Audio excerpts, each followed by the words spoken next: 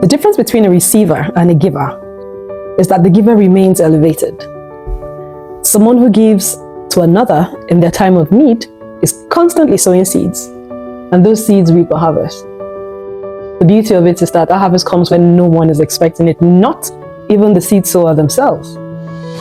Particularly if this giver has given in humility and true empathy, with no expectations, no rewards expected. Like when you pause to really think about it, yeah, there's a remarkable shift that happens when you move from always waiting and wanting to when you become the one others are waiting for. I've watched different people across board, from friends to complete strangers, move to help others, not because they have in abundance, sometimes it was inconvenient, but move to give because their hearts beat for humanity. There are people who give not for show,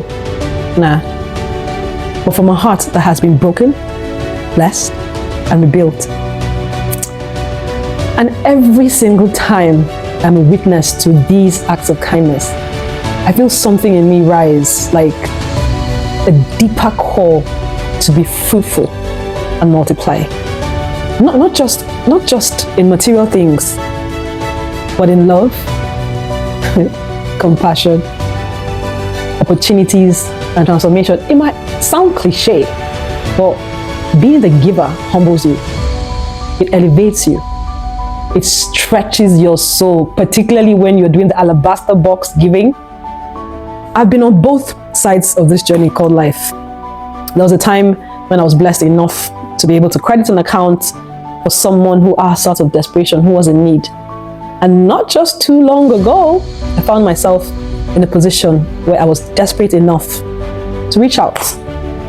Not to people, just people I knew, to strangers for help. Not everyone is called to change the world on a big stage, I get it. And not everyone has the desire. But guess what? Everyone is capable in one form or another of sowing seeds in someone else's life. Not for applause, not for validation, but just simply because you've been blessed and now it is time to pay it forward.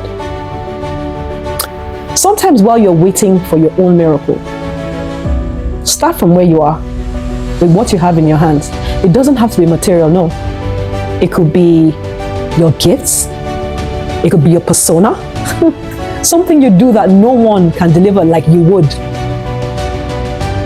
The shift starts in the mind. When you begin to see yourself not as a victim of life, but as a vessel. When you make that switch, you change the trajectory. Not many have this calling,